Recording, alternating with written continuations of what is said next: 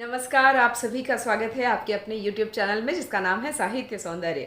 साहित्य सौंदर्य में आज मैं बहुत दिनों के बाद आप सबके लिए वीडियो बनाकर लाई हूँ देवसेना का गीत। आप सबकी कंप्लेंट आ रही थी कि ये पुराने वीडियोस की आवाज़ अच्छे से नहीं आती और जिन वीडियोस को आप चाहते हैं मैं दोबारा बनाऊँ, रीमेक करूँ, उनके लिए आप मुझे कमेंट बॉक्स में उनका नाम लिख दीजिए। मैं एक के बाद एक वीडियो रोज़ नए वाले बना दूँगी। तो आइए पढ़ते हैं देवसेना का गीत।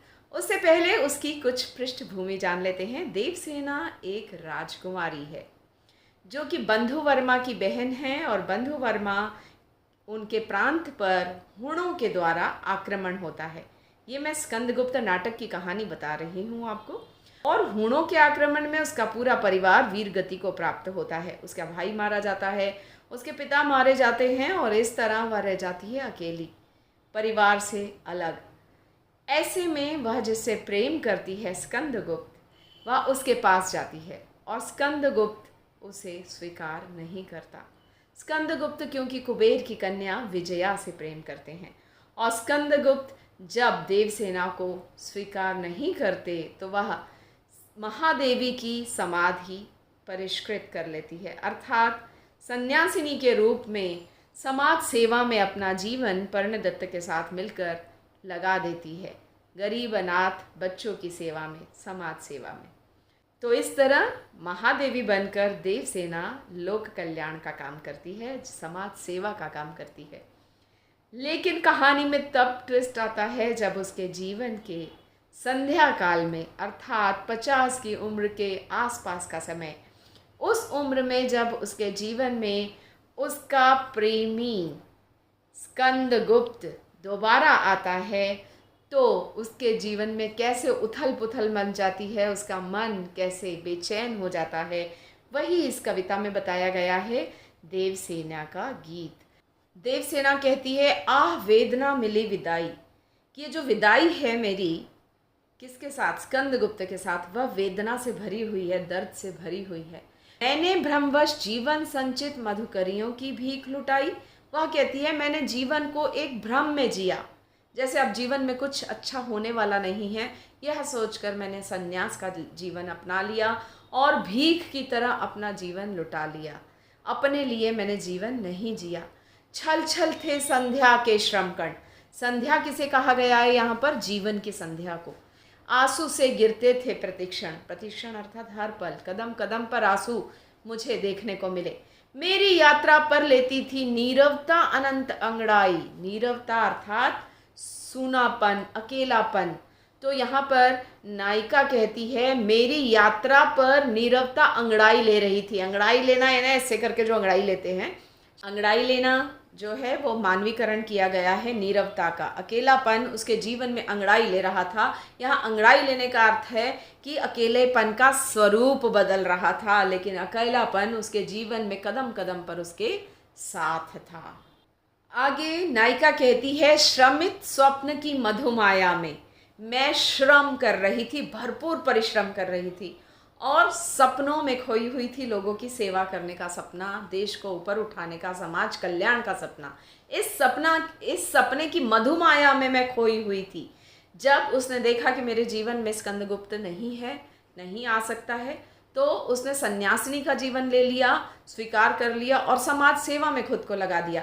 तो समाज सेवा को मधुमाया कहा है नायिका ने, और कहा है उस मधु मतलब मीठे माया जाल में मैंने खुद को इतना व्यस्त कर लिया था कि मानो मैं गहन विपिन की तरु छाया में सो रही हूँ।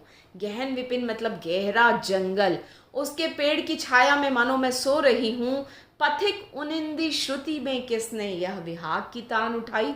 विहाग प्रेम में गाया जाने वाला गीत है, तो इसकी तान किसने छेड़ी और किसने मुझे इस नींद से जगा दिया। यहाँ नींद का क्या अर्थ है कि मैं शांति से अपना जीवन जी रही थी, मुझे अब जीवन से कोई उम्मीद नहीं थी सिवाय समाज सेवा के, लोगों के कल्याण के। अपने लिए मुझे कुछ भी जीवन से अब नहीं चाहिए था और मैं इस मीठी मीठी नींद में सो रही थी। अचानक किसी पथिक ने आके मेरी नींद को उड़ा दिया, और ये पथिक कौन है? स्कंदगुप्त है। तो आगे अपने मन को समझाती हुई वह कहती है कि महादेवी की उपाधि ना लेती तो स्कंदगुप्त को आज स्वीकार कर पाती, लेकिन क्या करती, मैं अकेली पड़ गई थी, अकेली रह गई थी। परिवार पूरा वीर गति को प्राप्त हुआ था। मेरे साथ स्कंदगुप्त भी उस वक्त नहीं थे, इसलिए लगी सतृष्ण दीठ थी सबकी, रही बचाए फिरती कब की।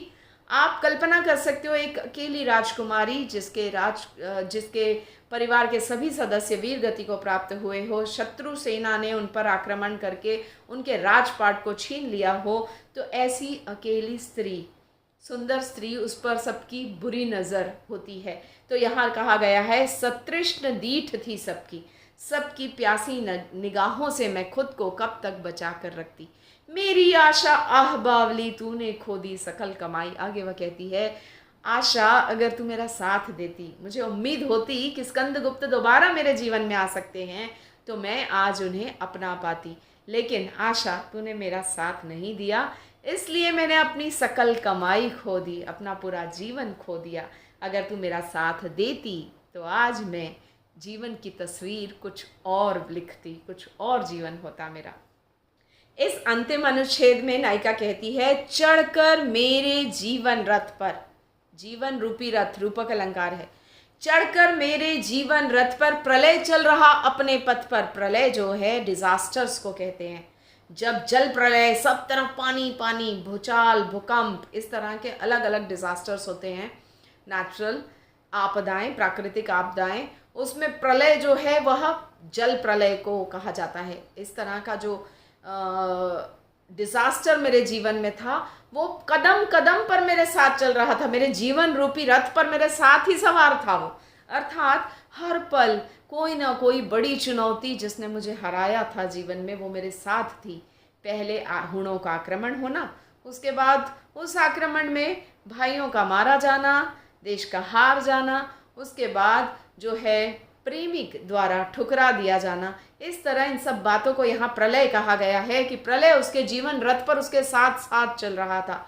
मैंने निज दुर्बल पद बल पर उससे हारी होड़ लगाई। वह कहती है, मेरे पद बल अर्थात मेरे पैरों में इतनी ताकत नहीं थी, बल नहीं था, लेकिन फिर भी मैं जीवन में दौड़ रही थी, लगातार जीवन में चुनौतियों को पार करती हुई चल रही थी। मैं अपने जीवन में हार चुकी थी, लेकिन फिर भी मैं अपने कमज़ोर पैरों के बल पर लगातार दौड़ती रही, लोगों के लिए, समाज सेवा के लिए दौड़ती रही। और मैंने उस प्रतिस्पर्धा में भाग लिया जिसे मैं पहले से हार चुकी थी। लौटा लो यह अपनी थाती, मेरी करुणा हा हा खाती। आगे वह कह रही है कि ये जो प्रेम का प्रस्ताव इस उम्र में तो मेरे सामने लेकर आए हो स्कंदगुप्त, कृपया इस थाती को, इस प्रस्ताव को, इस अमानत को लौटा लो, क्योंकि मेरी करुणा मुझ पर हाहाकार मचा रही है। नहीं हूँ, मेरे मन में उथल पुथल हो रही है, इसलिए अच्छा है कि तुम अपना प्रस्ताव लेकर लौट जाओ। विश्व न संभलेगी यह मुझसे, इसने मन की लाज गवाई। और विश्व के सामने मैं लज्जा या हास्य का पात्र नहीं बनना चाहती, तुम्हें इस उम्र में स्वीकार करके। कृपया तुम अपने इस प्रस्ताव को लेकर मेरे जीवन से चले जाओ। इस प्रकार विनम्रता पूर्वक वह अपने प्रेमी स्कंदगुप्त को लौटा देती है और उसके प्रेम का प्रस्ताव स्वीकार नहीं करती है। तो ये थी सप्रसंग व्याख्या भी। चढ़कर मेरे जीवन रथ पर, ये सबसे ज़्यादा इम्पॉर्टेंट क्वेश्चन है। व्याख्या के लिए सबसे ज़्यादा इम्पॉर्टेंट प्रश्न है, 6 नंबर के लिए पूछा जाता है, जिसमें आपको प्रसंग में कवि और कविता का नाम, पाठ्य पुस्तक का नाम और नाटक का नाम, कहाँ से ली गई है ये कविता, ये सारा लिखना होता है। एक पंक्ति में ये लिखना होता है कि देवसेना ने अपने जीवन के संघर्ष पर प्रकाश डाला है प्रस्तुत कविता में। उसके बाद उसकी पूरी व्याख्या जो मैंने आपको अभी पढ़ाई, इतने पूरे पैराग्राफ की व्याख्या, और अंत में विशेष लिखना होता है जिसमें भाषा शैली लिखी जा सकती है, संस्कृत शब्दावली का प्रयोग हुआ है, पुनरुक्ति प्रकाश अलंकार है हाहा खाती में, और रूपक अलंकार है निज दुर्बल पथ बल पर, और जीवन रथ पर रूपक अलंकार है। इसमें प्रलय चल रहा अपने पथ पर, प्रलय का मानवीकरण किया गया है। इस तरह कोई भी 2 अलंकार यदि आप पहचान लेते हो तो बहुत अच्छी बात है, उसे विशेष में आपको लिख देना चाहिए। आपको पूरे 6 में से 6 अंक मिलते हैं। तो अगले वीडियो में फिर मिलते हैं। और हाँ, आपको कौन से वीडियो और दोबारा देखने हैं या नए वीडियो बनाने मुझे चाहिए, वह कमेंट बॉक्स में ज़रूर लिखें। अगले वीडियो में फिर मिलते हैं, तब तक के लिए गुड बाय, नमस्कार।